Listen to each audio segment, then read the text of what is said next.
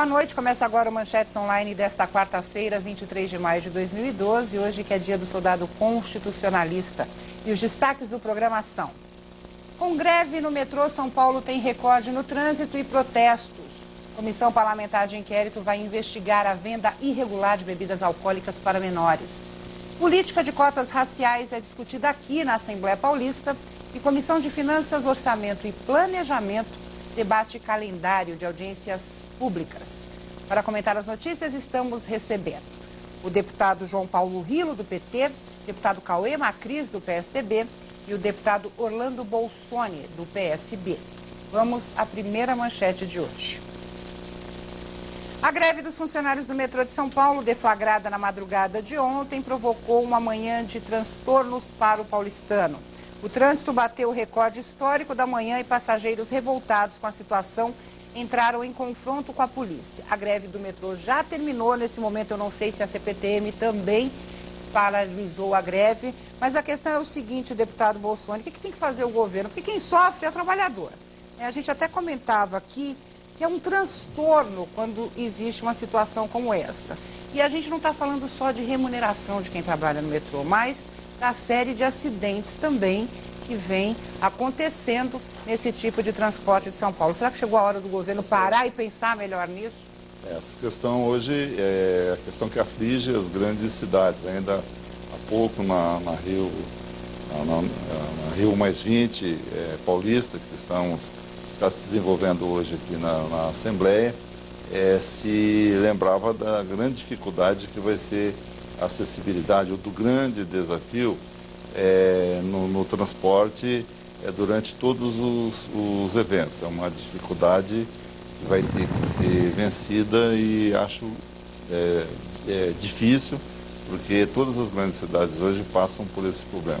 Então tem uma questão estrutural, que é a questão de que nossas linhas elas são insuficientes. Então é uma questão que vem aí já de muito tempo, uma questão. E questão agora essa emergencial, que é a questão da greve, que felizmente já se resolveu. Eu acredito sempre no planejamento, tanto num planejamento de longo prazo, onde se possa projetar 2020, 2030, 2040. Então ter já um programa nesse sentido, captando financiamentos, inclusive, e também quase que um fórum permanente de discussão entre tanto os metroviários quanto a própria empresa. É uma experiência que eu, por exemplo, vivi na CDHU no passado e que foi importante manter sempre esse diálogo no sentido de melhorar o serviço. São serviços essenciais, não vão prejudicar diretamente a população, mas se ter um canal permanente nesse sentido. Porque a gente fica imaginando os prejuízos, né, ao longo dessa greve. A gente fala da situação da relação empregado-empregador, mas tem a questão dos prejuízos. Que o PT questiona. O PT, até há pouco tempo atrás, apresentou números que surpreendem a população. 100 paralisações no metrô em um ano. Isso é muito para uma cidade como São Paulo, deputado João Paulo Rilo. O que tem que se fazer? O que a oposição questiona do governo? Não tem investimento. Ao longo do tempo, você passou quase 12 anos no governo Alckmin, Covas, Alckmin e Serra, sem investimento no metrô, sem construção de um único quilômetro de metrô. Em contrapartida, o governo federal já colocou 15 bilhões entre investimento entre financiamento e investimento direto. Um exemplo disso é a linha 17 do metrô, que liga Morumbi até aeroporto, que foi a fundo perdido 400 milhões. O governo federal o governo estadual tem que se espelhar no governo federal e fazer investimento. E aí tem uma questão que é crônica, que é a relação do PSDB com o servidor público, seja ele na dimensão que for, seja ele na saúde, seja ele na educação, ou, nesse caso, os servidores do metrô, que reivindicavam reajustes e faziam um grande debate.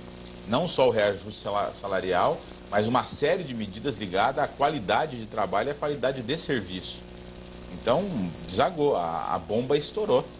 Na mão de quem? Na mão do usuário, na mão do trabalhador, na mão de quem desse transporte eficiente coletivo. É inegável que o metrô é um patrimônio de São Paulo, é um patrimônio do povo paulistano e do povo paulista.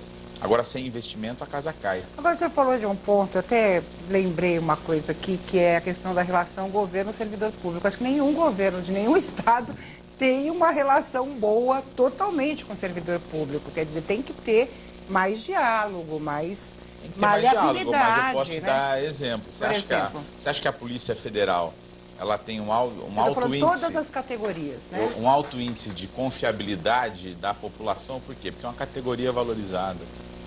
A Universidade Federal ela tem problema, tem greve de professor, mas é incomparável o salário de professor federal. O servidor federal, no geral, ele tem uma diferença. E os estados onde o PT já governou, nós temos problemas também. Mas você vai ver que o nível de satisfação é muito maior e o nível de conflito é muito menor. Por uma questão de conceito de Estado. Nós acreditamos que o Estado ele é o grande promotor da felicidade. Não tem outro. Tem que ser, né? Porque a gente paga por isso, né? Exatamente. Agora a visão do Estado mínimo, em que eu respeito, mas discordo.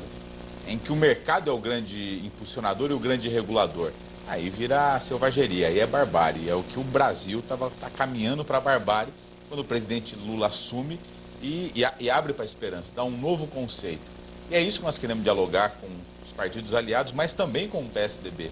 Não é feio você reconhecer um erro e dar um cavalo de pau e mudar. Mas houve um exemplo interessante, deputado Cauê Macris, de um encontro até, deputado Rio, deputado Bolsonaro, da presidente Dilma com o governador Geraldo Alckmin, vislumbrando exatamente parcerias em vários setores no estado de São Paulo para melhorar a qualidade de vida. Na questão do transporte também, deputado Cauê, o deputado Rilo colocou a ideia dele, o deputado Bolsonaro já foi mais conceitual, na necessidade de mudanças no transporte público. Como é que fica essa questão e como deve ser encarada pelo PSDB em São Paulo? Bom, primeiro um prazer muito grande estar aqui com vocês, com esses dois grandes deputados, seja o deputado Bolsonaro, sempre conceitual, mas a gente brinca, o deputado professor Bolsonaro, conhece muito bem os temas a fundo, e o deputado Rilo também, um grande conhecedor dos temas que a gente debate. E falar sobre greve é uma situação complicada, né? É complicado porque a gente vê, por exemplo, nesse caso de hoje, 5 milhões de paulistanos afetados com a greve do metrô. E esses paulistanos que são afetados por conta de descumprimento de ordem judicial. Essa greve ela não tinha respaldo judicial para acontecer. O governador Geraldo Alckmin colocou em diversas entrevistas ao longo do dia, a Justiça do Trabalho determinou que nos horários de pico 100% da operação do metrô deveria ser feita, não foi feita, foi descumprida pelos sindicatos, a determinação judicial. Os sindicatos vão ter que responder por isso, pelo caos que virou São Paulo por conta da reivindicação. Para você ter uma ideia, a greve já acabou, foram aí contemplados uma proposta de 6,17%. Mas não foi a greve que levou essa proposta? Vamos colocar assim dentro, não foi a realidade? A proposta inicial do governo, quando foi discutida, era 4,15%. Tá?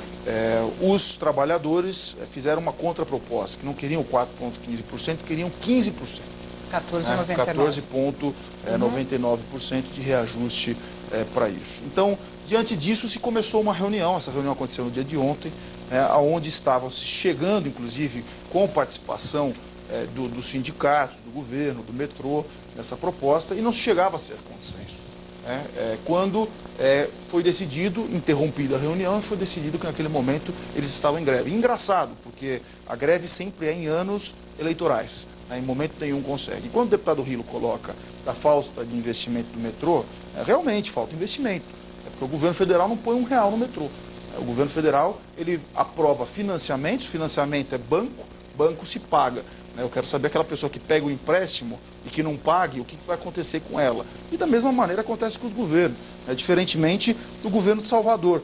Por sinal, o governo de Salvador, administrado pelo PT, que recentemente enfrentou uma greve da Polícia Militar de uma maneira que nunca se viu na história. Então, não é a questão conceitual de como o PSDB trata o servidor público. Isso acontece normalmente. Não estou questionando a atitude de como foi conduzida a questão da greve da Polícia Militar, e eu acho que não é esse o foco. E não é nem o assunto. Não é nem o assunto. Mas estou dizendo o seguinte, os governos enfrentam problemas, porque o governante quer dar aumento.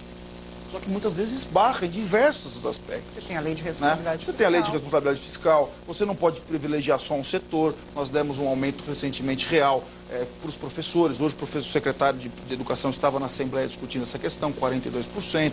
Aumento para a Polícia Militar escalonado em 2 anos, 27%. Eu tive a honra de ser o relator desses 2 projetos de aumento aos servidores. E se chega a um consenso agora, aonde o governo federal não investe no metrô. E digo mais, a falta de investimento colocado pelo deputado Rilo, ela não é verdadeira pelo seguinte: só perde para o investimento do Estado de São Paulo no metrô o país da China. Qualquer outro país no mundo não investe mais dinheiro do que é investido no metrô. Mas se a gente for fazer um comparativo, acho que é um programa longo, se a gente vê, dos países que começaram a implantar metrô à mesma época que o Brasil ou que São Paulo, o que o país que o Brasil, o quilômetro é muito diferente. Hoje você tem... Eu discordo de você. Não existe, então você me diga um país que fez isso, começou na implementação, porque você construir o metrô, ele é complexo. A construção do metrô, é caro, o Bolsonaro pode dizer como que é feita essa construção, mas ela é complexa e você tem que ter os critérios dos parâmetros legais para ser atingido. Eu acho que nessa matéria, eu emprestei para o deputado Rilo, só para dar... Não, essa última, é isso. Nessa última, pode falar só para a gente... Não, essa é aquele plano estrutural, é plano de longo prazo. Que talvez, até mesmo sendo visões assim, no sentido de Estado, diferentes, tanto do João Paulo quanto do Macris, é mais o conceito de estabelecer um plano de longo prazo e uma integração de interesse. O governo federal, há países que o governo federal banca totalmente o metrô, porque é um interesse... Porque, na verdade, tem que ser pelas 3 esferas, federal, estadual e municipal uma integração, também. Governo federal, governo estadual e governo municipal, porque afeta todos esses entes. Ainda bem que a greve chegou ao fim. Eu acho que a gente tem que fazer um programa sobre isso, sobre o que é preciso fazer, assumir os erros, ajustar a realidade dos servidores, porque quem paga sempre é o usuário do transporte público, principalmente aqui na cidade de São Paulo. Vamos mudar de assunto, vamos falar um pouquinho sobre uma CPI que foi criada nesta quarta-feira aqui na Assembleia Paulista. Vamos lá. A Assembleia Legislativa de São Paulo criou a abertura de uma comissão parlamentar de inquérito que investigará a venda irregular de bebidas alcoólicas para menores e defenderá o endurecimento da lei seca no trânsito. Muita gente deve estar perguntando por quê, se a gente tem legislações que abordam essa questão, mas, infelizmente, o não cumprimento dessas leis faz a necessidade de se investigar o porquê, ainda apesar das leis, as crianças estão consumindo bebida alcoólica. Não é isso, deputado Cauê Macris? É interessante, porque esse pedido de CPI ele foi protocolado no dia 15 de março do ano passado, 2011. Nós não existíamos as leis, inclusive a lei estadual que nós aprovamos aqui na Assembleia a respeito da questão do consumo de bebida alcoólica para menor de idade. Infelizmente, a Justiça travou essa CPI durante 1 ano e alguns meses, e ela só está podendo ser aberta nesse momento. Uma CPI importantíssima. A gente tem um problema com o álcool hoje real na nossa sociedade. Todas as pessoas, qualquer um dentro de sua família, seja um amigo, um familiar, conhece alguém que tem problemas relacionados ao álcool. O que nós queremos, na verdade, é ir um pouco mais a fundo nisso. A fundo o porquê disso tudo. Será que isso é um problema do Estado? Não sei, tenho dúvidas quanto a isso. Será que é falta de fiscalização? Será que são os estabelecimentos que não estão fazendo a fiscalização como deveria ser feito, cumprindo a aplicabilidade da legislação? Será que a ausência, muitas vezes, de blitz na rua para coibir aquelas pessoas que consomem e bebem são responsáveis por tantos acidentes? Então, quer dizer, a ideia das penalidades. Então, quer dizer, a ideia da CPI ela é justamente nesse sentido. Será que a indústria do álcool que está fomentando cada vez mais o jovem beber? Eu tenho visto. E até muita gente vai falar, não, poxa, mas é uma briga complicada que você vai colocar. Mas eu vejo propagandas direcionadas à bebida diretamente para o jovem. Será que está correto isso? Será que é falta de legislação nesse sentido que trata isso? Então, é uma CPI bastante ampla, a qual eu quero contar com os colegas parlamentares. Eu, particularmente, faço parte dessa CPI, fui quem apresentei essa CPI na casa. Ela era para ter começado no começo do ano passado, mas infelizmente não começou, mas nós vamos aí desenvolver um plano de trabalho para essa CPI que possa ajudar aí muito nesse sentido. Eu vi uma matéria que me chamou a atenção, deputado Rilo, que é cada vez mais cedo, os jovens estão bebendo. E a média de idade, 12 anos. E eu me lembro só do interior. É diferente a realidade, vamos dizer assim, do interior do estado para uma cidade como São Paulo, quando se fala nessa questão do jovem e do alcoolismo, ou já é a mesma realidade? Não acredito que seja a mesma realidade, senão muito semelhante. Cada um impulsionada por um motivo diferenciado, mas é uma realidade. Embora eu acho que isso não é motivo de CPI na casa, porque meus protestos pela aprovação, nós do PT ingressamos na justiça contra essa e mais 5 CPIs que nós consideramos folclóricas, né, que é uma estratégia do governo não investigar de fato aquilo que a Assembleia tem prerrogativa. Isso não é questão estrutural do Estado, isso é questão de postura. O Estado tem poder de polícia para fiscalizar e enquadrar, porque tem legislação para isso. E não é por conta dessa que o Alckmin aprovou. Já é parâmetro constitucional, é proibido você vender bebida para menores. Então você ajustou só a postura. E na minha opinião, isso não é caso do deputado ficar dando uma de investigador de polícia, é problema de postura do Estado. Do governo do Estado. Se a gente for fazer uma comparação, tem CPIs federais, por exemplo, de abuso sexual de criança e adolescente. Está falando de um caso, mas que envolve jovem. Né? Eu não estou defendendo nem questionando a CPI, mas eu estou colocando algumas realidades. Ela está posta, ela vai acontecer. Na minha opinião, é mais importante do que a CPI de venda de bebida para menores, é a CPI do pedágio, é a CPI da saúde, é a CPI do FDE, milhões e milhões que vai para o ralo sem investigação nenhuma, a CPI da superfaturamento do metrô, CPI da superfaturamento da calha do Rio Tietê. Mas segue uma cronologia, se a gente for pensar no segue uma cronologia, mas aqui é a voz da maioria e o parlamento é assim, eu não estou lamentando, apenas estou questionando, é um direito de cada deputado apresentar e fazer o debate que quiser nessa casa. Agora, na minha opinião, mais conveniente, mais apropriado seria a CPI da falta de investimento de política pública para a juventude, de cultura, de esporte, de trabalho, o abandono das escolas, a falta de investimento na cultura, porque a gente só discute a consequência, não a causa. Hoje mesmo estava tendo uma audiência pública da educação com o secretário. E aí dá a impressão que a gente vive em estados diferentes. Uma crise aponta uma realidade, né, 42% de aumento real para professor. Assim, eles entendem isso, os professores não entendem, é estranho isso. Você chega num parâmetro esquizofrênico, tem algo errado. Nós não estamos falando do mesmo Estado. E ali a gente discutia um pouco com os professores isso, a ausência de valorização do professor, a ausência de compreender que a unidade escolar, ela é um agente transformador. É ali onde você tem que ter investimento, é ali onde você pode minimizar problemas sociais, como a droga, como a bebida. Onde o Estado não é presente, onde não tem política pública, é onde a cabeça fica vazia, é onde a droga ocupa, onde o tráfico ocupa, onde a violência, onde o crime organizado ocupa.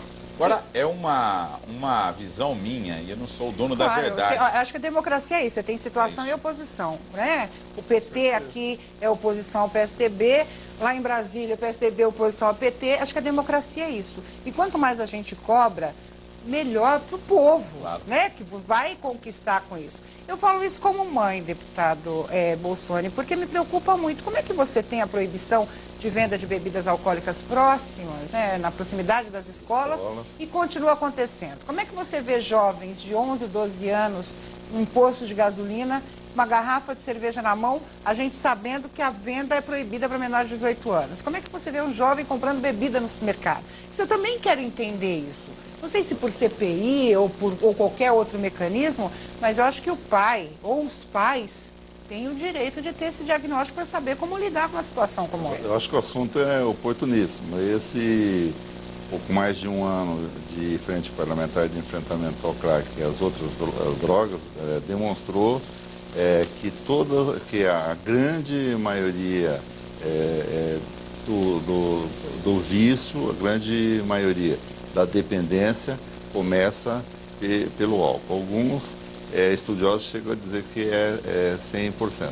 Portanto, e também lembrou o deputado João Paulo, e com propriedade já quando propôs o Cauê, deputado Cauê Macris, assim, é um tema que vai envolver desde segurança, certo? A outra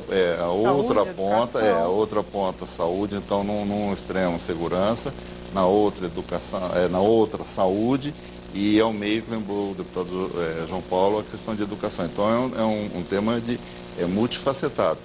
E talvez o grande desafio da CPI vai ser de conhecer aprofundar o conhecimento dessa realidade e propor políticas que envolvem todas as áreas, da segurança, passando pela educação até chegar à saúde. Sem questionar a instalação, não, espera que ela traga resultados. Já que vai ser instalada, que tenha um trabalho, né, positivo, principalmente para a informação de mães e pais, assim como eu, que se preocupam com essa realidade, principalmente no estado como São Paulo. Vamos falar um pouquinho sobre as novidades com as audiências sobre o orçamento para o ano que vem. Não, eu troquei, não é isso? É sobre cotas raciais, né? Na verdade, houve uma discussão aqui na Assembleia sobre cotas raciais. Deputados defendem as cotas para negros e afrodescendentes e deputados defendem a cota social, ou seja, para alunos oriundos da rede pública. O caminho é esse, deputado Bolsoni, que a gente precisa rever nessa questão das cotas. Lembrando que o Supremo Tribunal Federal garantiu a legalidade das cotas raciais no país. Eu acho que é mais um mecanismo de procedermos assim, uma correção, uma melhoria do que a história deixou. É um reflexo da própria condição que temos a população, que às vezes o aluno chega à universidade em especial, ele não chegou, ele chegou lá, não chegou à universidade ou não chegou à universidade pretendida, em especial a universidade pública, mais por questão social, questão econômica, do que por questão da sua própria formação intelectual. Esses mecanismos, tanto a racial quanto a cota social, devem ser debatidos e devem ser aprofundados, quanto outros mecanismos de possibilidade de que a universidade seja cada vez uma forma de acesso a todos, porque a educação é um melhor mecanismo, a melhor estratégia de desenvolvimento que existe. Porque eu vi uma definição muito interessante de um sociólogo que dizia o seguinte: tanto a pobreza quanto o racismo é um problema de Estado. Exatamente. Então, não adianta você dizer o seguinte... É um problema histórico. Histórico. Você está resgatando. É claro que você tem hoje as cotas raciais, mas que deveria haver, sim, essa preocupação com a questão das cotas sociais. Houve essa discussão, deputado João Paulo Rilo, você que participou dessa discussão? E ali o grande objetivo era escutar a posição das universidades, uma vez que o governo federal já fez isso. Eu sou a favor das cotas sociais, mas acho que tem até as cotas raciais também. Porque você desprezar isso é você achar que 98% da massa carcerária, que é oriunda de classes pobres e boa parte deles afrodescendentes, isso é uma mera coincidência. Isso não tem uma consequência histórica. Sim. Então, não dá para desprezar isso. Então, como é que você quita essa dívida?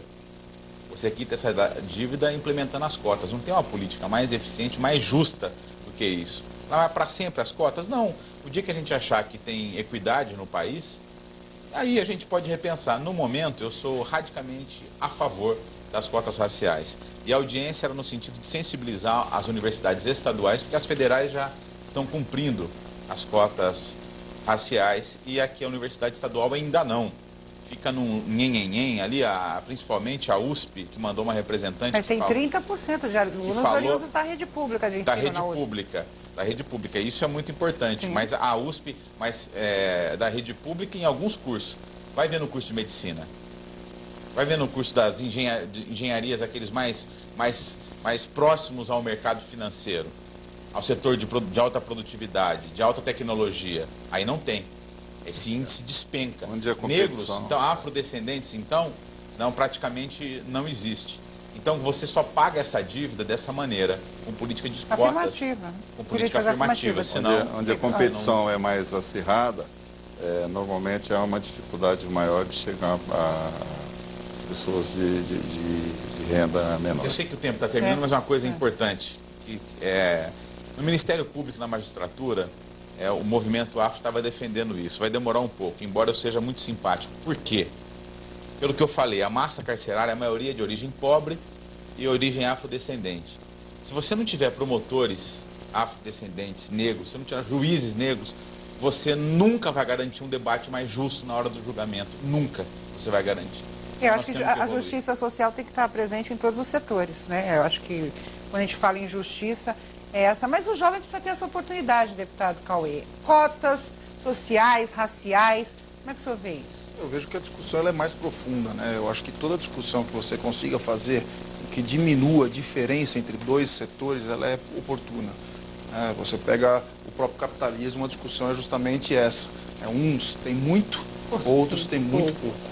Não é pouco, é muito pouco. E qual que é a função do governante? É tentar diminuir essa lacuna, essa grande lacuna entre os dois lados. E acho que a sociedade ela tem que caminhar para esse sentido. Quanto mais você conseguir diminuir essas lacunas, você consegue chegar a uma justiça social melhor.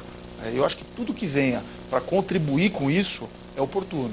Eu concordo em um ponto com o deputado Rilo, quando ele coloca o seguinte: amanhã ou depois não existe mais essa lacuna, vamos rediscutir. Essa discussão ela tem que se dar enquanto existem lacunas. Lacunas de aqueles que têm muito, aqueles que têm pouco, lacunas daqueles que têm oportunidade, aqueles que não têm oportunidade, aqueles que têm condição de ter um melhor estudo, aqueles que não têm condição.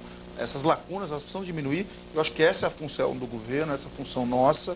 Nós estamos aqui para defender isso. E falando nessa participação popular, a Assembleia começa a partir do dia 11 de junho, as audiências sobre o orçamento. Vou dar 30 segundinhos para cada um dos convidados comentar essa manchete. Vamos lá. Aí, a Comissão de Finanças e Orçamento discutiu o calendário das audiências públicas do orçamento 2013 e resolveu adequar algumas mudanças. Primeiro, incluir Jundiaí, que é o primeiro aglomerado urbano, né, do estado de São Paulo. A gente tem Piracicaba, aí vai também ter uma briguinha, não sei. E ressaltou também a importância de substituir São José dos Campos por Taubaté, mas os deputados explicaram que houve mais interesse em Taubaté do que em São José dos Campos. A importância desse debate, deputado Bolsonaro, o senhor que participou das audiências do ano passado. Acho que o deputado Cauê, o deputado João Paulo, lembraram aí dos outros temas, a questão da participação popular, e que é um processo que vem sendo construído e que eu acredito com avanços, com evoluções. Estamos discutindo a questão do desenvolvimento regional, inclusive, que vai impactar essas audiências. Graças à atuação dos deputados, né? O governo criou um modelo de desenvolvimento regional interessante. E o deputado Marcolino está muito confiante, porque além de apresentar propostas para o ano que vem, ele me afirmou que vai haver uma prestação de contas do que foi atendido, né, pelo governo da participação do ano passado. O senhor vê esse orçamento, assim, participativo? Essa é a chave, porque o que estava acontecendo o governador simplesmente desprezava as audiências públicas. É uma conquista da Assembleia, especialmente dos deputados que lutaram para que isso aconteça. O grande salto positivo de qualidade é a campanha pedagógica que você faz de participação política, de discutir orçamento. Esse é o grande ganho. Você está, uma via de mão dupla de educação política. Isso é muito importante. Agora o governador precisa ser mais generoso com as audiências públicas e ouvir mais o que são as audiências. Olha, ele vai ouvir, segundo o deputado Mauro Bragato, o secretário Júlio Semeghini, olha só, deve participar de algumas audiências públicas. Isso é extremamente positivo. Com certeza. Eu acho que o caminho do orçamento é cada vez a descentralização. Se nós estamos fazendo e votando projetos, inclusive de autoria do governo, descentralizando e criando as regiões, sejam aglomerados urbanos, regiões metropolitanas, eu acho que o orçamento ele caminha para o mesmo sentido. Tenho certeza que o governador vai atuar e os secretários têm participado e querem contribuir também com essa proposta. E a gente vai manter, a população informada sobre os dias. A primeira, dia 11 de junho, na cidade de Registro, tem um calendário, acho que de 20 audiências, a última deve ser realizada na Assembleia, e a TV Alesp vai informar local, data e horário para que haja uma participação maior da sociedade paulista. Quero agradecer, deputado Bolsonaro, deputado Rilo, deputado Macris. Quero agradecer a você. O Manchetes Online vai ficando por aqui. Nós temos um encontro no próximo programa. Grande abraço e até mais.